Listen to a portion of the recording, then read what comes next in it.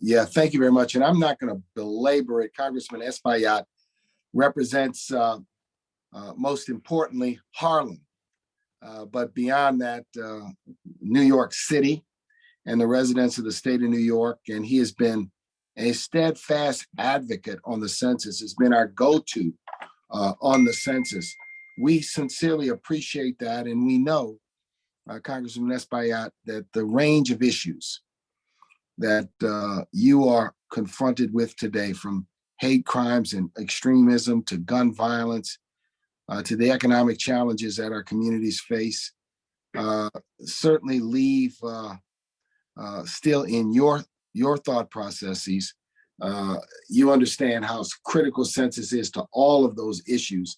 And we certainly welcome your participation and any thoughts, updates, inspiration, motivation, or insight you want to share with us today.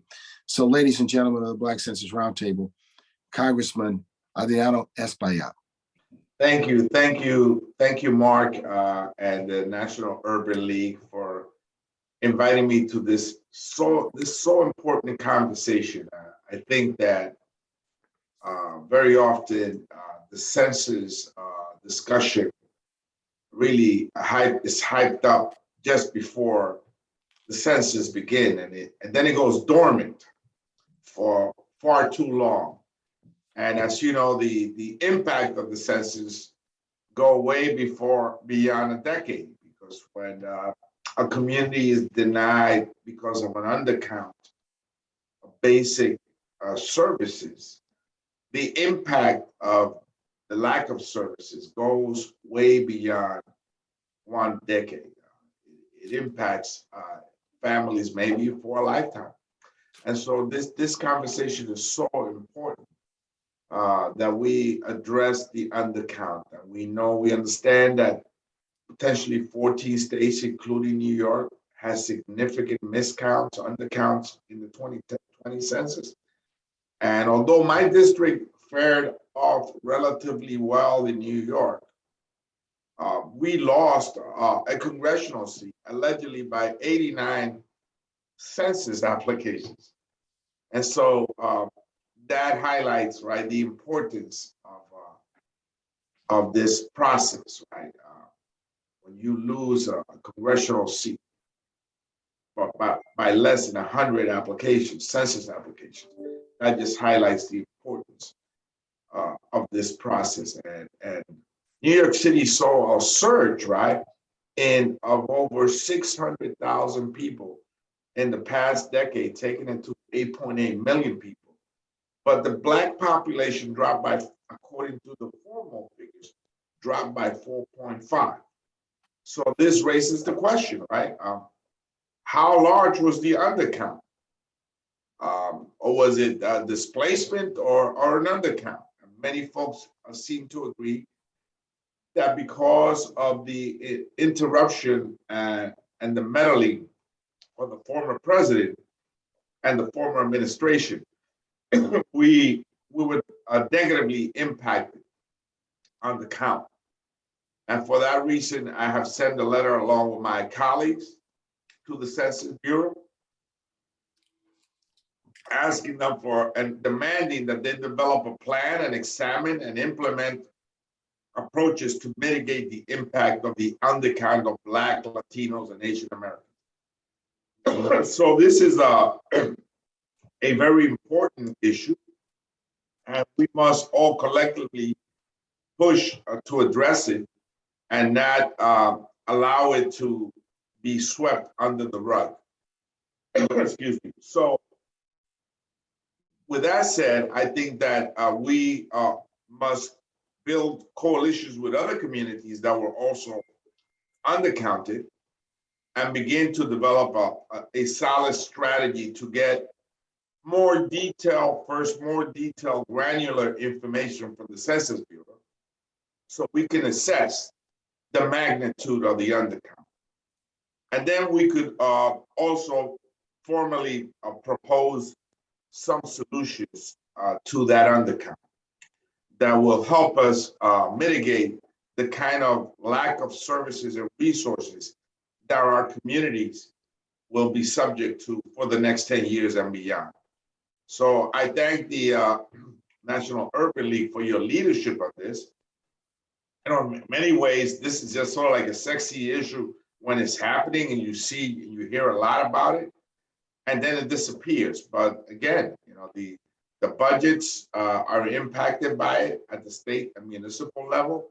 Our representation is impacted by it. Yes, overall, the quality of life of our communities will be dramatically impacted in a negative way with a large, massive undercount as it is projected that occurred in the 2020 census. So I thank you for having me in this conversation, and I look forward to working not just with the local chapter here in Harlem, but also with the National Urban League altogether. And thank you, Mark, for your leadership on this. Thank you. Thank you. We're going to take, if you got a minute, Congressman, we'd like to open the floor for any questions that anyone might have. Jerica, you want to moderate through the chat? Sure. And if there are any that have not, you can also raise your hand and I can monitor that as well. Do we have any questions for Representative Espaillat? We have one question. How can we keep attention to the census going beyond between the decennial, sorry, Congressman? Yes, I think that every time there is a budget process locally, for example, in the city and state, we should highlight the kind of funds that we would be losing had we had a more precise and accurate census, how it impacts on a daily basis on class size, how it impacts on healthcare, and how it impacts on economic development. And if you look at, for example, the massive infrastructure bill that was passed in Congress, that funding will be rolled out in accordance to what the numbers are by this past 2020 census. And if the numbers are off, then of course the funding will be off as well. So any opportunity that we can get to connect this undercount to a lack of opportunity or funding opportunity, I think is a smart way, I believe, to present it to the general public. Thank you, Congressman. We have one question or comment. Our focus today is on Black immigrants. What coalitions can we grow and build upon to ensure a strong force on issues regarding equity and inclusion for all people of African descent? Well, the census did show a 276% increase in multiracial populations. That was one area that the formal numbers, so one can assess that perhaps is even larger than that. And among Afro-Latinos and Black immigrants and the multiracial population, there was a growing number in the diversity area in the census because the population has dramatically changed. So we must continue to be culturally and linguistically sensitive when we approach communities. I think that that's one of the areas where the census lacks instruction, and communities that speak different languages, that are immigrants, that may be culturally different, and they must be approached in different ways. And I think that the census has not made those adjustments. They pretty much try to approach everyone the same way, and as such, it fails. So we have to be broader in our scope and linguistically and culturally sensitive.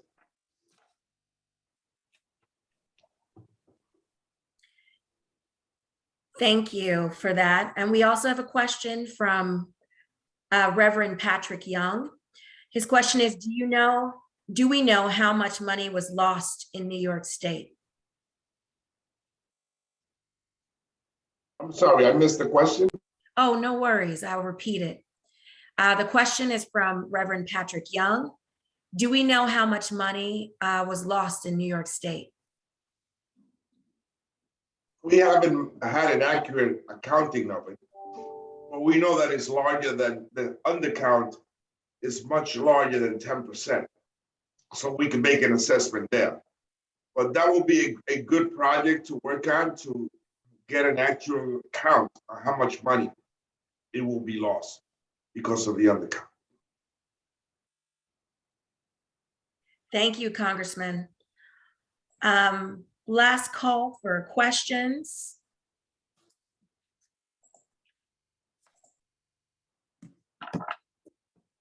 Okay, I don't see any additional questions. Mark, I'm going to turn it back over to you to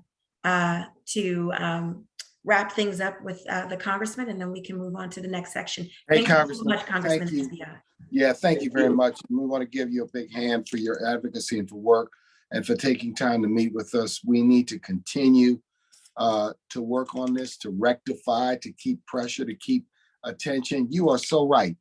This issue kind of bubbles up, then it goes away, but its impact is daily. Its impact is on every month. It impacts reapportionment and funding. And it also impacts a lot of research that companies and universities utilize to make important decisions. So we continue to look forward to working with you. And we thank you for joining us today, and Godspeed in all of your continued fights on the issues at hand. Thank you. Thank you so much to the Urban League for having me today. Keep the faith. Thank you. Yes, sir.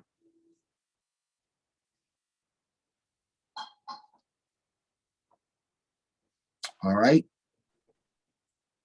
Now it's to Melanie. Jerica. So now next, we're going to hear from Melanie. Melanie Campbell, my co-convener, my sister in arms, who has been so focused and energized to mobilize the community with a particular emphasis on Black women. Melanie, thank you for bringing it, and certainly open the floor to you for remarks you might have. Thank you, Mark. I always tell folks, you my brother from another mother. Yes, sister. And appreciate you and being able to partner. And it was great. I thought the remarks were really, on point. Just what we keep saying, we gotta keep we can't let off the gas around this. And it is difficult in between years, but I know I'm preaching to the choir, but we have to do it. And because of the impact that we know it's going to have. And I thought the idea of how to keeping it, the public educated on the importance of it by showing this is what we would have, right? This is how this is playing out when it comes to what we can't do when it comes to government funding, our money coming to our communities and how important that is. So my job is next to introduce Tasha Boone. And Tasha is the Assistant Director for Communications at the U.S. Census Bureau. She's a longtime public servant. She has been with the Census Bureau since 1998 in several positions, focused on communications. In December 2021, Tasha became the Assistant Director for Communications. We're looking forward to your remarks, Tasha, about the modernization and transformation of the census and how this will ensure data equity and accuracy for the Black population. So Tasha, turn it over to you. Thank you so much, Melanie. I really appreciate it. And I appreciate the panelists here for the roundtable and having me here.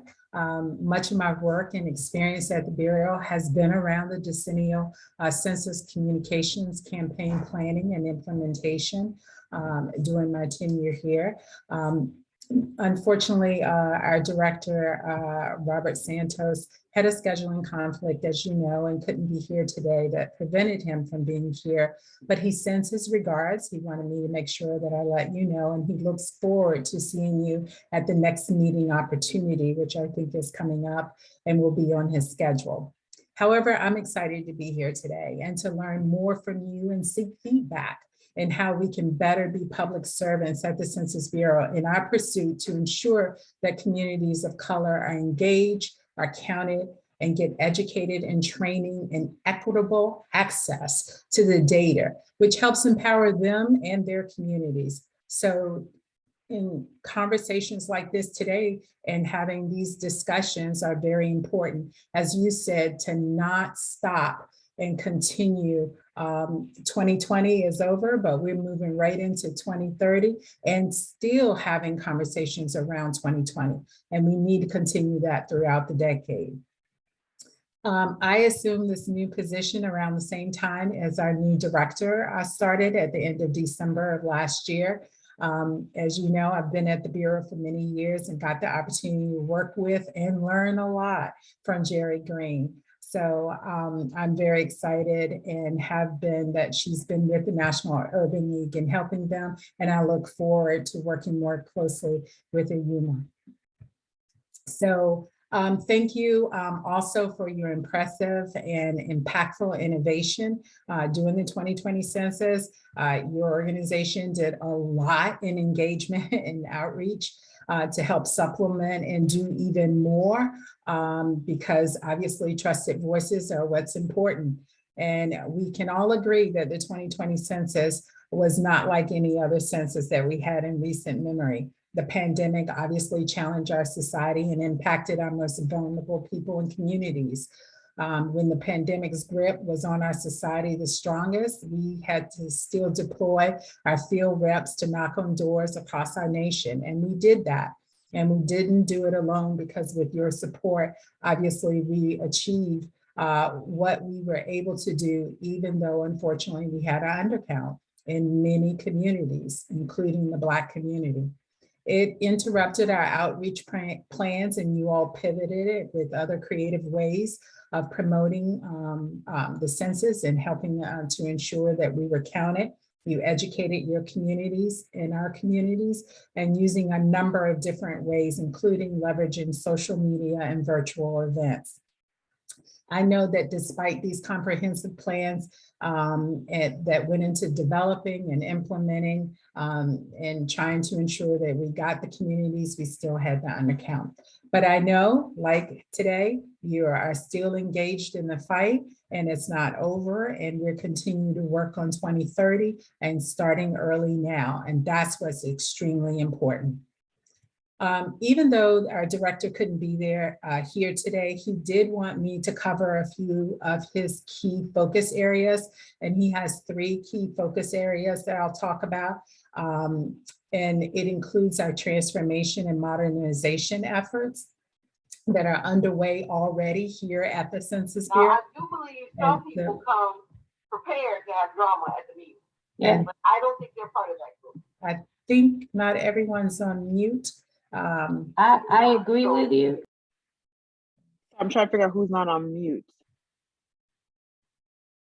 Looks like we might be okay now. Thank you for putting up the slide. It just covers a couple of the talking points that I'm gonna cover today. And so since the director couldn't be there, he has 3 key areas. And in many ways, these are transformation areas. And then I'll talk a little bit more about transformation and modernization. First, the director is committed to data equity. And this is a director that has come out and said upfront that he's committed to data equity. We're committed to producing data that reflects an accurate portion of the nation and trying to continue to work on that. Obviously, with the recent results, that is not an accurate portrait of this nation. And so that is something that he wants to make sure that we are still committed to and do. As you know, Census Bureau data are valuable assets that can be used by policymakers and the public to make, to advance our equity within underserved communities. So we've created an equity data working group to assemble various data sets generated by the Census Bureau that can help identify and explore these disparities. and inequities in our society. So we stand ready to work with OMB and others on collecting this race data if and when the revision of the race ethnic standards come up for discussion, as well as SOGI questions. So second, we seek to infuse diversity and inclusion in our workplace. This director is really committed to this. As you know, diverse voices and perspectives can be a catalyst for increasing data quality, data relevance, as well as advancing equity. It promotes innovation, critical thinking, and excellence and learning from the various backgrounds that we bring to the table. So we, the director in particular, is taking active steps to look at our numbers, to understand where our recruiting, hiring, retention, promoting, and making sure that we incorporate diverse work projects to give people valuable work experience to people of color. And thirdly, most importantly, as just as well, he is committed to stakeholder engagement. To engage and actively listen to the full diversity of our stakeholders. As you know, our director is a former stakeholder and often takes that perspective in briefings and meetings when he's with the census staff. Even more importantly, stakeholder feedback is critical to understanding the needs of our people, using the data and making decisions with that data. For the last several census, partners like you have helped us to understand the issues and concerns in reaching various communities, how best to collect the data from them, and assist us in communicating about the importance of the decennial census. But now we have to put even more action behind what we're doing, into how that feedback is shaped into research agendas and action plans to address these challenges. Which brings me to our commitment to focusing on the needs and feedback of our partners. You asked and we changed. Our new Office of Strategic Alliances is a transformation and modernization effort. It is headed by Maria Malagon, and she will and her team continue to help expand those partnerships beyond the decennial census. Like you said, it does not stop. We need to continue even during the intercensal years and continue to engage and expand ways to disseminate data to non-traditional users and collaborate with stakeholders. It will connect other census programs with diverse and influential organizations to leverage our data sets as we modernize Census Bureau data products for collection, acquisition, and dissemination. This fiscal year, the focus is on promoting the importance of the economic census and looking at ways to improve response rates and disseminating information about the 2020 census. In the future, we want to leverage what we learned during this fiscal year and apply it to the American Community Survey and demographic economic surveys. So this is all of what the Office of Strategic Alliance is focused on. The idea is to continue to create continuous partnerships to build trust and aid in public participation in our research endeavors. So that leads me to just talking a little bit more on our other transformation and modernization efforts. As we advance into the 21st century, I know we can all agree that we face a new statistical universe that comes up with new and complex data user needs and data collection challenges. And there's a demand for more. And we have to do and improve our collaboration with stakeholders and partners to do a better job. Census and surveys alone, while still critical, can no longer just answer the questions completely or quickly enough to satisfy the modern need for data. Hence, you've seen that we put out during the pandemic, the Business Household Pulse Survey, as well as the Community Resilient Estimates. And so we need better approaches that combines these new and traditional data sources and aligns talent and resources that is diverse to meet these challenges. It's the only way that we're going to be able to survive. To address these challenges, we need new innovations to help us transform and modernize how we do our work. It is a multi-year effort that leads us through and up to the 2030 census. So our efforts are not just focused around any one single program or activity or initiative.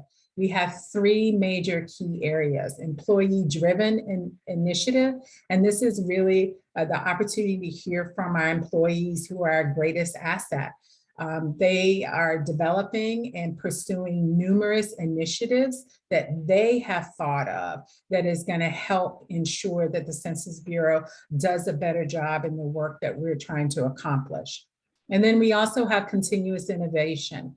This is a commitment to being better at advancing equity, diversity, inclusion, and accessibility as a necessary part of our data equity core. It is a core component as well of developing everything that we need to do for our continuous processes. And then finally, our business ecosystem. What is the technology infrastructure? A modern product-focused ecosystem for modernizing and integrating the tools and technology needed to shift the agency into a data product-focused organization. This is looking at our current technology and how do we make it easier for the public to search, find, access, and download our data. This is critical if we want to empower communities. We all know knowledge is power. These are the three anchors to our transformation and modernization efforts, and they are the principles for our data-centric organization. Through an examination of our scientific methods and technology, human capital, and et cetera, this is what we need to be focused on. So what does this really mean, though, for communities of color and helping to change the narrative for our Black and Brown communities, particularly as we look to the 2030 census? As you've already stated, the 2030 census is already in motion, but it's still early. Many of the stakeholder communities and organizations such as yourself are already planning and developing plans and want to know what our plans are. Well, opportunities to engage is coming soon. And this is just the beginning, me being here today. Research, and I've heard that mentioned a couple of times already in the comments that have been made today. Research is at the core of reversing the undercount trend and making this and putting us in a better position to change to the undercount for the Black population so that it is not continue and reverse that trend from what has happened in past censuses. So what does that mean? It means that research is the core at much of the work that we do at the Census Bureau. It is the research agenda that we must take on these topics in a meaningful way. This means working with you to understand the challenges and solutions to counting the most undercounted populations in the Black community, like immigrants and Black men and children. I'm excited to hear more from the panelists for the immigrant panel. The Bureau is going to have these opportunities come up very soon for you to engage. And we're going to make sure that these are communicated out to you. So when these avenues are announced, then I need to sound my own trumpet to make sure that you all are engaged in those opportunities to help drive and shape the agenda for research. So I just want to thank you and for having me here today. I know our time is short, so I want to leave opportunity to answer questions, but I do want to put in the plug for the American Community Survey and the 2022 Economic Census. These are very important for people to fill out. So even though the decennial census is over, please make sure you're chatting with your folks about filling these out as well, because they both drive so much in decision-making and policy. Thank you to the Urban League for your leadership and having me here today. I appreciate your time and welcome your questions and discussion. Thank you, Tasha. Do have a couple of questions. Thank you for that really, really robust briefing. Really helpful. One of the follow-up questions, I think, correct me, Jerica, we have maybe time for two? Yes, you could do Okay. two. And we do see Janine and also Jerry have their hands up as well, Melanie. If that's, yeah. Okay, we'll do it. I'll ask one question, then I'll come to you all. Thank you. The first question, and you kind of started talking about it, but around the modernization efforts of the Census Bureau, like how will that lead to a fair and accurate count of a diverse Black community? That's a very good question. And one of the main ways that we've been talking about this modernization and transformation effort is making sure that and I talked about this already, that our research agenda is robust. Even though I talked a lot about the technology part of it, research is a big part of that as well.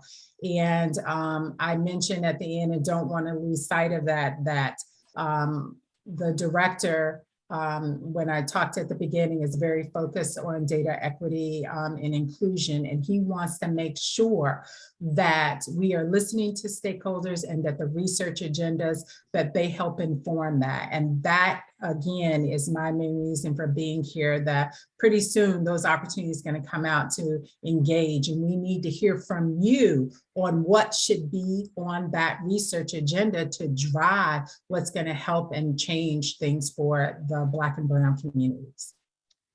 Thank you. Following up to that, we know that when it comes to the census undercount of the Black population, as it continues to increase each decade, especially for Black men and young children. With that research, how do you feel that what you all are thinking? I know it's early, right? We know it's early, but just realizing where the undercount it still lies, if you will, as far as demographic within the Black community. And then how can our Census Roundtable really kind of start planning on how to ensure that the Census Bureau mitigates the Black undercount in 2030? Well, in addition to adding topics to the research agenda, which is really critical, we will be having other opportunities to engage with your organization. And like I said, this is a start, you doing these roundtables. Hopefully we'll have our own engagement roundtables where we bring you all to the table to ask and get feedback from you on what those challenges are and be a part of the solutioning with the Census Bureau and developing what those solutions are. So it should be not just, folks who are working with partners and stakeholders, but it should be the folks from the decennial census, who we call the subject matter experts, sitting down with you all, engaging with you all on those solutions, and using those to build our plan of action and moving forward. Thank you. And we have two questions, one from our sister Jerry Green, and then also our sister Janine Abrams McLean from Fair Count. Ladies, I turn it back over to you. I'm gonna see to Janine, since her brown hand was up before mine. I'm trying to okay. Thank you, Jerry. Thank you, Tasha. That was a great talk. My question is about the economic census. So we know that a lot of small businesses are Black and Brown owned businesses, and we really want to make sure that those businesses are taken into account for the economic census. How are there any plans for talking points around the economic census for Black and Brown communities, and or even a webinar so that we know how to go into communities, especially those of us who are generally engaged in civic engagement and are talking to folks all the time? What can we do to start really getting the word out about the economic census? Thank you. I'm so glad that you actually asked about that. I was just looking at the numbers from the communications campaign and recognize that, obviously we bring a lot of different businesses on board to get involved and be a part and get a piece of that pie, but we need to hear their perspectives, right, and engage them. And many of them were 8A and women-owned and disadvantaged companies. And so we want to continue to make sure that they're aware about getting involved in the economic census. So that is coming very soon. We've been working on outreach plans. Maria's going to make sure, and Larry and others will make sure that you get those talking points. You can rest assured that a webinar will be coming up at some point soon. Again, we're just really getting into the implementation of those plans. So stay tuned. Thank you. Okay. I see Marcia's hand is up too. I'm just going to say this real quick. A couple of things, Tasha. You know, so with this modernization, everything is moving toward, and we see it crystallizing. These folk, since they don't want to open their doors and get a count or do self-response, we're just going to use administrative records and count them. We know that's not a reliable method to count race and ethnic populations for any number of reasons, which I won't go here, but particularly for Black folk. And so the concern is, you know, are you all going to just do away with knocking on doors? You know, how much are we going to have to fight? And I want to say this because I've been working with you so long, and I don't know if everyone heard it. When you say there are going to be opportunities for us to give our opinion, we folks need to appreciate that you are talking about there is going to be something. There are going to be opportunities where you're going to really need us to weigh in. So Ioma and everyone, that I don't know when that opportunity is going to come, but it's coming. If Tasha said it's coming, it's coming. And things like administrative records, counting us, just going up and looking at how many people are on WIC is not going to do it for us, you know. And also I want to say this Office of Strategic Alliance, that now the Census Bureau has taken national organizations off of the National Advisory Committee and pushed us into this Office of Strategic Alliance. This is a very small office. You're talking about a 2 to 3 person office maximum. So that office needs resources. If they're going to deal with us and be a real partner with us, you can't do it with 2 people in an office. And so I just want to say we're aware of that, and we want resources in that Office of Strategic Alliance to handle, because we're not going anywhere, you know. So I'm just, if you could take that back, Tasha, that would be great. Thank you for your comments, Jerry. I really appreciate it. And so, Jerry, I see Marcia, I'm going to go ahead and read yours, and this will be the last question. And she asked, can you share what the current plan is regarding changes to racial categories, and what are opportunities to engage in that process? Very good question. Actually, our plans are going to be largely dependent on OMB as well. And I mentioned in my talk that we are just now beginning to start engaging OMB in those conversations. But as you know, there's been lots of research that's been done over the years and continues to be done on changes that are needed for around those questions and what is on the questionnaire. So it's not like that those actually stop, but we are continuing that re-engagement, particularly as we march toward the 2030 census. We want to make sure that we link again to the research agenda and making sure that if those topics are important to the communities, that it needs to be on the research agenda. And it can't be just one voice. We have to hear many voices that are part of that research agenda. Thank you, thank you. Thank you, Tasha. And now wonderful, wonderful information. So thank you, thank you. Turn it back over to Jerica.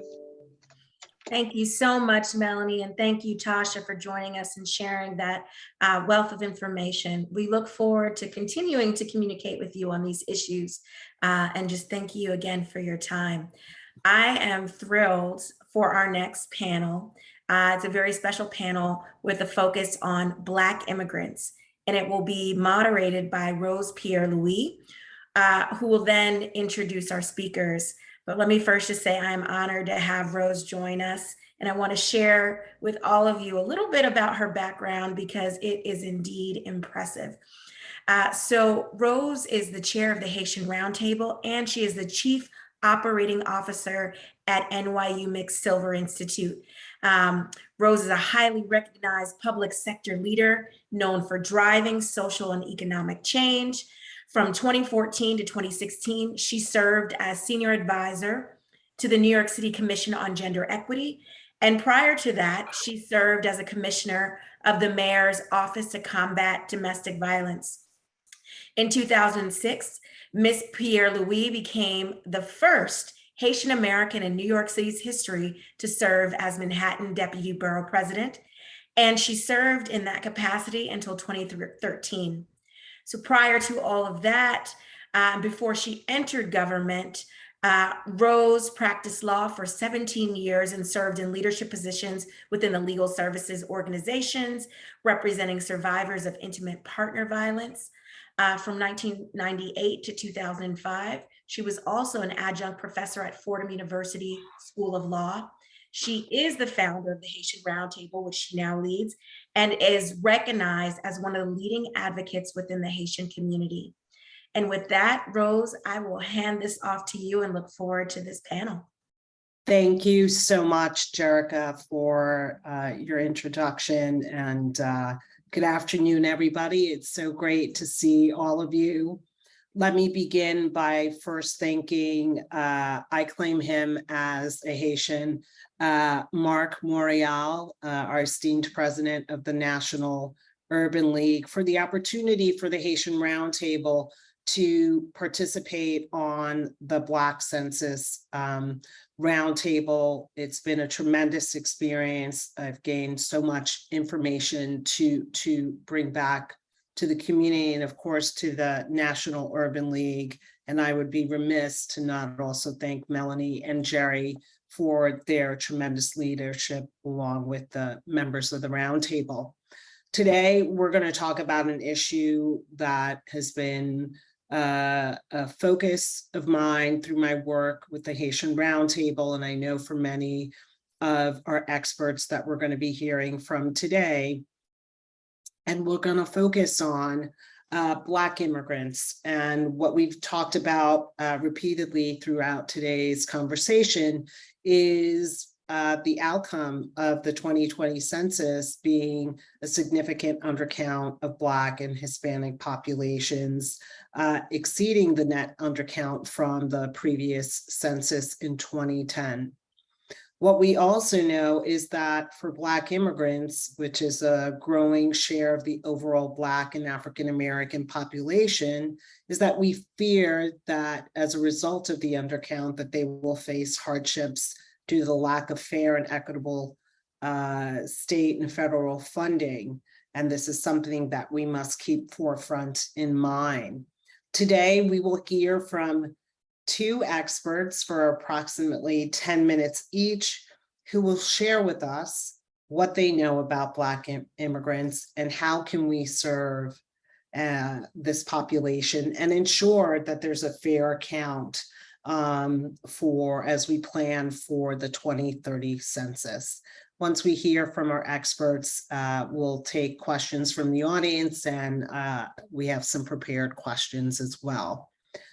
Our first speaker is Dr. Valerie Lecarte, who's a senior policy analyst at the Migration Policy Institute's Human Services Initiative, where she contributes to research design and methodology and conducts data analysis on access to public benefits for the most vulnerable immigrants, including refugees, asylum seekers, mixed status families, and unauthorized individuals.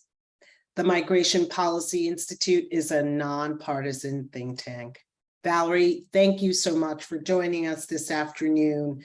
And I am extremely interested, along with our attendees today, to hear from you and to learn what we are missing, what we can do to ensure that we meet the needs of this population. So the floor is yours. Thank you very much, Rose.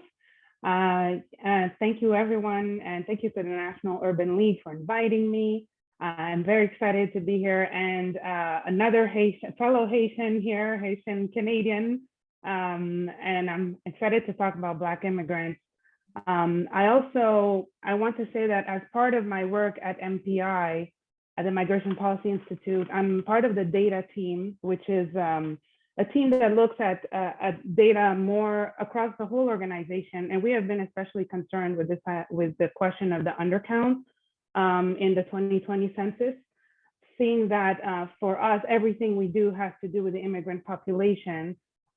We have been following as well the fear, the public, the issue of the chilling effects of different policies from particularly under the previous administration. And so we've been having discussions internally as to what to do with the 2020 census information.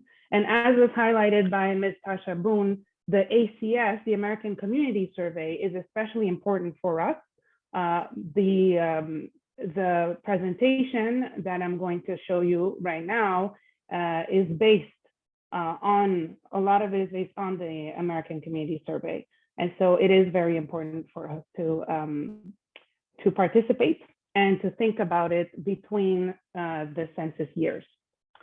And so I'll go ahead and tell you that this presentation is based on an article that I wrote recently on Black immigrants, and the article focuses at the metro area level, but I'm just going to give you the larger highlights, the most important highlights. If we use the 2019 information, so just before the 2020 census, we estimate that there were about 4.3 million Black immigrants in the US. And so here I'm using a simple definition of 1 being foreign born and 2 self-identifying as Black in the ACS. Now, we included both people who identified as Black alone, we say Black only, or in combination with another race or ethnicity. We talked a little bit earlier about diversity within the Black immigrant population.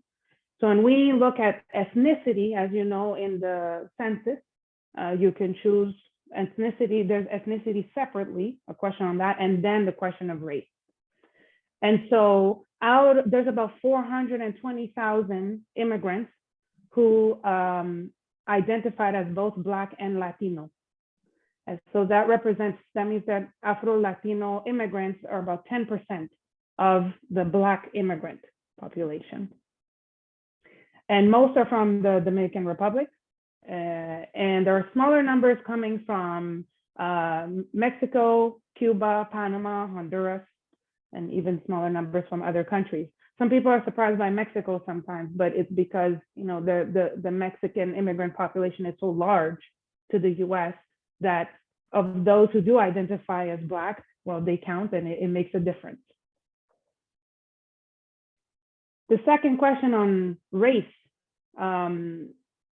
if we look at Black immigrants, the large majority, 94%, will only choose Black as their race. But there are still about 6% of them who will choose a combination of Black with another race, mostly with white, 4%. Now, in the article, as I said, we looked at where Black immigrants live in the US.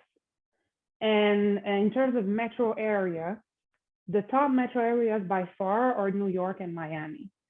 About a quarter of Black immigrants live in New York, and then another 11% are in Miami, and all the other areas are less than 10%. The third one is Washington, DC, but it's the DMV, so DC and Northern Virginia and Maryland. And so, and I'm gonna drop the article, the link to the article in the chat if people wanna look at the numbers specifically. But the next few slides I'm going to show you take into account, looking at those cities, what are the top source countries for immigrants, for Black immigrants.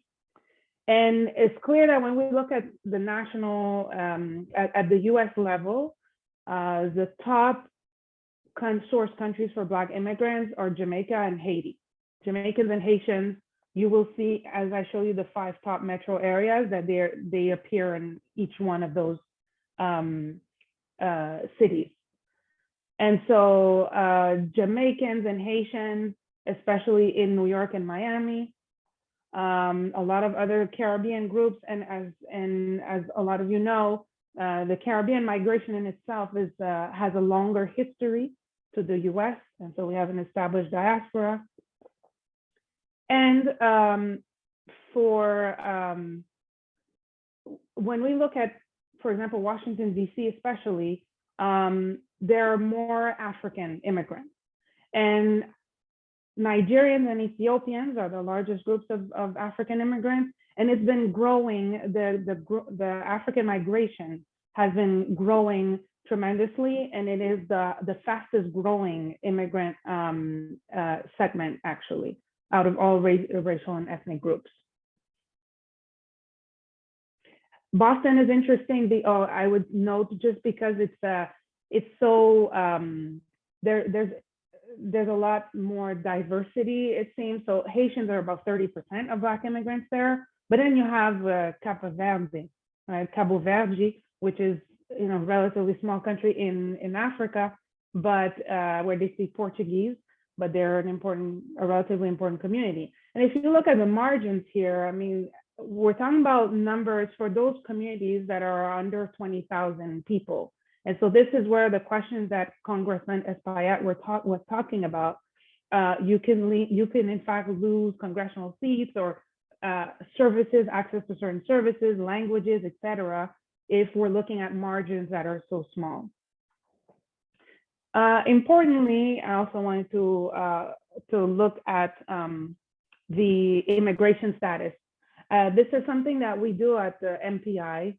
We use the census information to estimate the unauthorized population, which is not a statistic that you get directly from the ACS or the census. So this is another reason why it's so important for us, this question of the undercount. The majority of Black immigrants are naturalized US citizens or on a path to being naturalized. You have green card holders that have 5 years or more. That's what you see in purple. So if you take that with the 56% of immigrants who are already naturalized, this is a population that is of interest, of course, for many organizations and a lot of the topics we're talking about today. Another important aspect is that when we talk about the number of people who are low income, because these are populations, of course, that we also need to focus on because of their needs. Nationally, the Black immigrant population is less likely to be low income than if you look at the US born Black population. And it's mostly driven by New York. In New York, Black immigrants do quite well if you're comparing to Black US born population. And it's relatively the same in most of the top metro areas. Now, why is that? There are different reasons, and we can certainly discuss it, but I just want to point out a few differences, a few explanations. One thing to start off with is that it's not easy to represent the average Black immigrant, because typically, and this is true for all immigrants, immigrants tend to be at the extremes in terms of levels of skills. So there are some that are very high skilled and also very low skilled. And so the average is kind of difficult to represent compared to the US born population. But even then, accounting for this, one thing that's true is that the unemployment rate of Black immigrants is typically lower and significantly lower, I would say. It's about 6%. It was 6% in 2019 compared to 10% for US born Black, the US born Black population. Another important trend is that the share of Black immigrants who have a university degree tends to be higher. That does vary a little bit by city. For example, if you look at Washington, DC, in the DMV, it's a lot higher, and that's because particularly of the African immigrants. Some of the challenges, despite these accomplishments of the Black immigrant population, there are some things that are notable. I showed the poverty rates earlier while I talked about the comparison with US born Blacks of the US born Black population. If you look overall, though, the poverty rates are still relatively high compared to the overall US population. And it's especially true if you look at Black immigrant children. The poverty rates there are higher. There's also the unique challenge that as immigrants, there are federal restrictions on access to public benefits that were decided in 1996 during the welfare reform law. It's known as PRORORA. And essentially, even if you have a legal status, like if you're a green card holder, but you have less than 5 years in that status, you cannot access Medicaid, SNAP, which are the food stamps, et cetera, even if you meet income criteria. So that's very particular.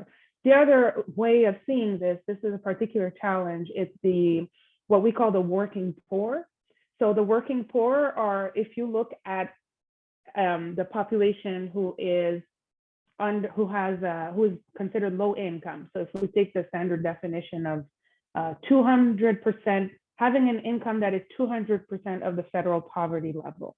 Okay, so if we compare within that population, the share of people who are working, we find that Black immigrants have there's a much higher share of Black immigrants who are working and are still poor.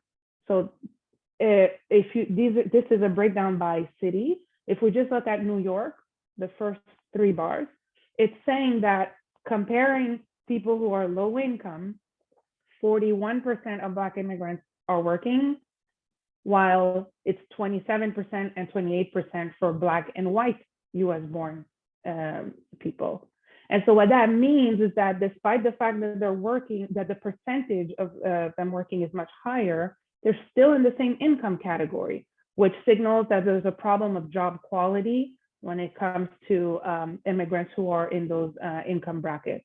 And that's a point that is very important for immigrant populations, is to talk about how do you access jobs and whether they're low paid and the lack of protection. So if you combine that with the fact that they don't have access to, that some of them don't have access to public benefits, it makes an experience that is that can be quite difficult. Just a few concluding thoughts. In the article, we don't talk about this important issue that does connect the Black immigrant community with the Black immigrants with the Black community in general, is this question of the criminalization of immigrants.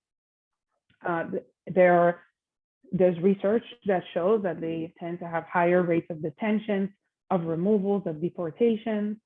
There's this growing problem, and it's actually been a long-standing problem, of the treatment of Black asylum seekers.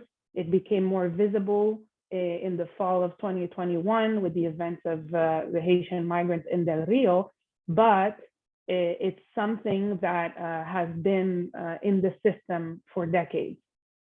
And so how does this affect the Black community in general? Well, we have to remember that Black migrants, Black immigrants in the US are part of mixed status families.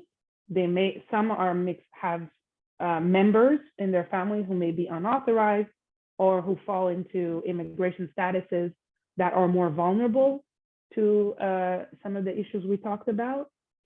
They themselves also, as Black immigrants, we all know, we have, there's intermarriage, obviously, with the US born population, US born Black population. And so this touches on a lot of Black families in general. And it impacts diaspora networks. These diasporas have priorities, they have an agenda, and they decide where to channel their resources. And if they are facing certain challenges in particular, that will affect their level of attention, let's say, to other issues. And the last point is precisely about that. At MPI, we talk a lot about integration and the needs of balancing the importance of balancing the needs of immigrants and those of the host community. Well, the Black immigrant community faces some challenges, and it affects their ability or their motivation, perhaps, of integrating, and their participation, the space they have for civic participation in US domestic affairs. And so these are just additional thoughts to feed into the conversation. But as I said, I'm going to put the article into the chat. And I hope that we can contribute to the conversation on the census issues. We're very interested in the efforts by when it comes to modernization of the surveys. Thank you. Thank you so much, Dr. Lockhart. Some really interesting information for us to talk about during the Q&A. Our next expert is Nana Gyamfi, who is the Executive Director at the Black Alliance on Just Immigration. She brings with her over 3 decades of service to the movement for Black liberation and over 20 years of experience directing Black social justice organizations and networks. Nana is a human rights and criminal defense attorney, a former professor in the Pan-African Studies Department at the California State University at Los Angeles, and is a radio personality from Los Angeles, California. She's also president of the National Conference of Black Lawyers. So Nana, great to see you, and really looking forward to hearing your remarks about what can be done on the national, state, and local level to ensure that the next Black census includes and surveys accurately to reflect the Black immigrant population. Thank you for joining us this afternoon. Thank you so very much, Rose. And I want to thank Dr. Lacarte for your report, for your presentation. Very interesting to see and to hear the differences from the report, the first report really that we did as BAJI, the State of Black Immigrants, which was around 2016, 2017, really the seminal report on the demographics of Black migrants. And the report that you all have brilliantly put together tracks sort of the same types of issues that we raised. And so I'm gonna invite folks to look at that report from 2016, look at the report that's been produced now, and really check out the differences and the shifts that have occurred in this time. Of course, I want to thank Mark, my brother. I want to thank Melanie, Jerry, my sisters, and the National Urban League, as well as all the members of the Black Census Roundtable for your leadership in helping us to push for all Black people to be counted. And welcome, Ioma, to this work that we're going to be continuing to do together. I'm really proud of the work that we did together to make sure that Black migrants counted, that, you know, the Black Census Roundtable really opened doors. I had just become the executive director of BAJI and was welcomed so warmly. And really from the very beginning, whatever platforms, whatever rooms this roundtable was in, there was an effort to make sure that Black migrants were lifted up and that our concerns were addressed, to make sure that we were doing this Unite the Diaspora work. Because really, at the end of the day, when we talk about the census being about resources, when we talk about the census being about power, the important piece from our perspective is that we make sure that Black migrants are counted and clear, right? Not counted so that can be used for other folks' benefit, but counted to make sure that that increases the resources and the power that are going to our Black community across this country. And the work that we did together includes sharing of resources, includes doing 2 lawsuits against 44.5, and what was happening with the census there to prevent undocumented folks from being counted in the apportionment, and also to make sure we got the extension. And really a tremendous effort to address the fears, the real fears that were caused first by white nationalism.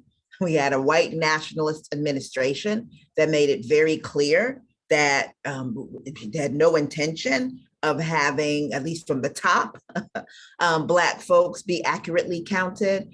And in spite, it was almost like you could see this internal battle going on to some degree between those people on the Census Bureau that really wanted to make sure this count was happening and really putting the energy into doing that, and folks, including the president at the time, who was really trying to make sure that it wasn't going to happen in the way that it needed to happen. And so the brilliance of having the roundtable work in the way that it did to do our part, at least to make sure that we included these populations from the very beginning, thinking about populations that we knew would be undercounted, and the Black migrant population being part of that.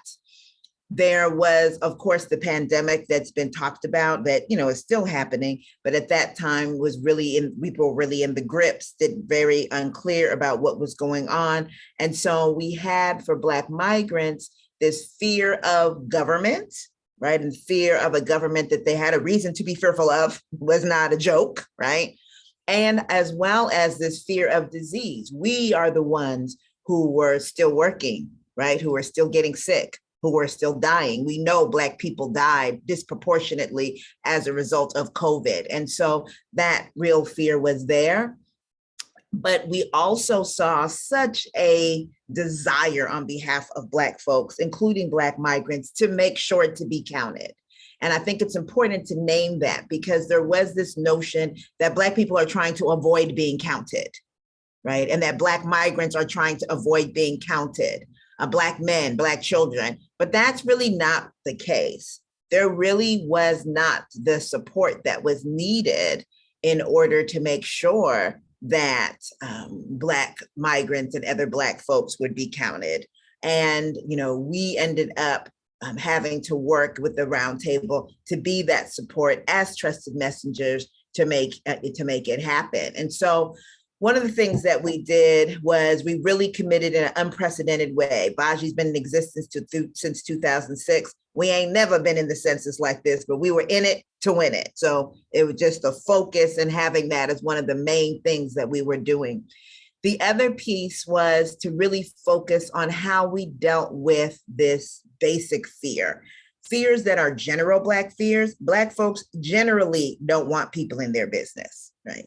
And so Black migrants, and particularly those in mixed status families, were really concerned about sharing their information. And so, fear of separation by ICE, fear of separation by the police. And so we were able, with the Black Census Roundtable, to really talk directly to our community members about not only how they should, how we would help them and support them through that fear, but that we had their back.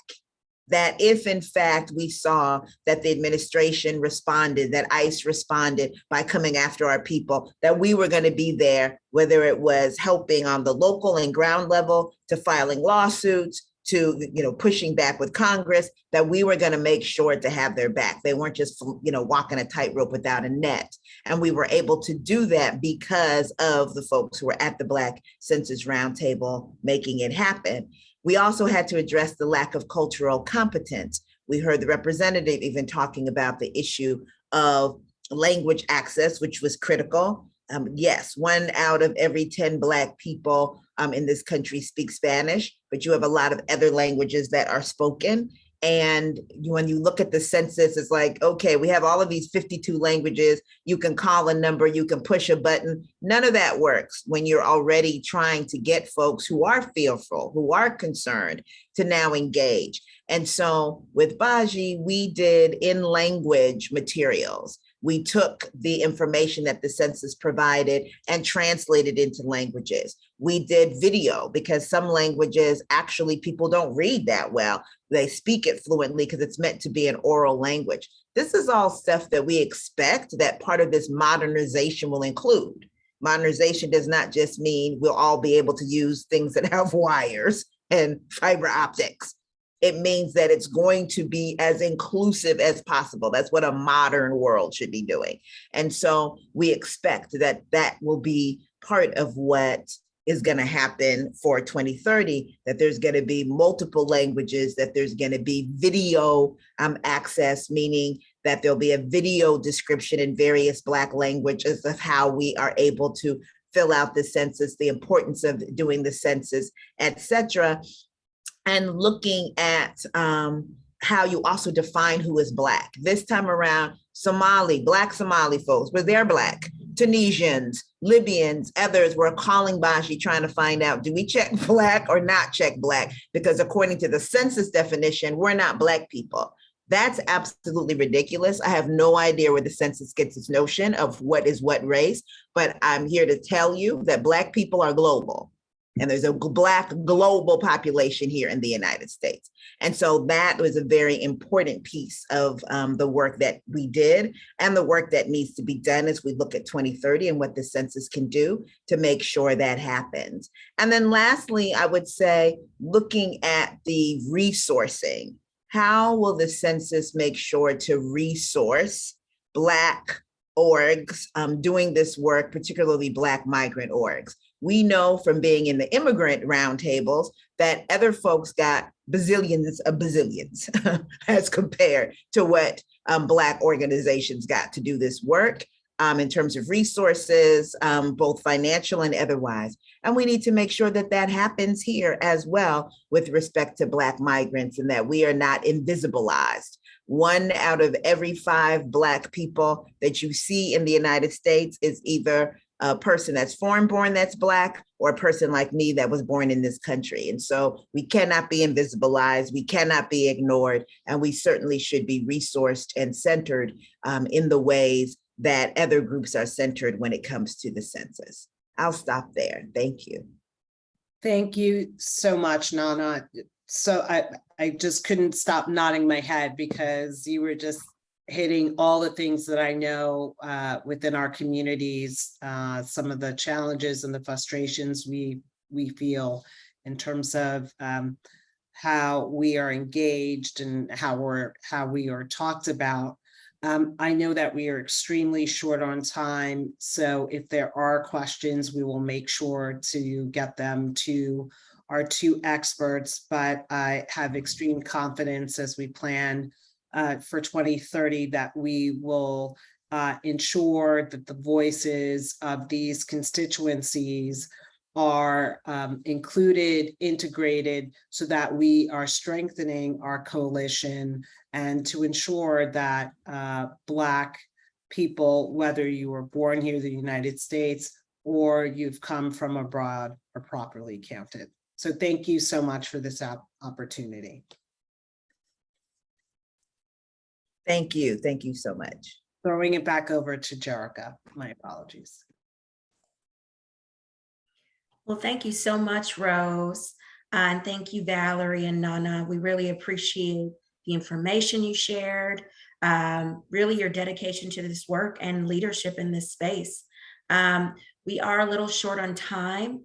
And so in the interest of time, we are going to go to our president and CEO, Mark Morial. Please, I encourage you all to drop any questions that you have in the chat so that we can follow up. And then my colleague, Joy Cheney, will also drop information in the chat regarding updates from our Washington. You see Joy in that lovely yellow? One of my favorite colors. So thank you, Joy. And we appreciate you sharing information for the folks that have joined us today. Mark, back to you. Yeah, thank you, Jerica. And it is my duty to close us out. But before doing so, we want to encourage you to participate in the virtual National Urban League Legislative Policy Conference. Go to our website at nul.org. And the conversation on civil rights, social justice, and economic empowerment continues. Go to nul.org. Today, thanks Jerica, thanks Joy, thank you to all the participants who participated today. Melanie Campbell, members of the Census Roundtable, I appreciate you. You've been very generous with your time. We appreciate your participation. Stay tuned for the next meeting of the Black Census Roundtable. Have a great day. Keep the faith and stay empowered. Hi, thank you. Bye now.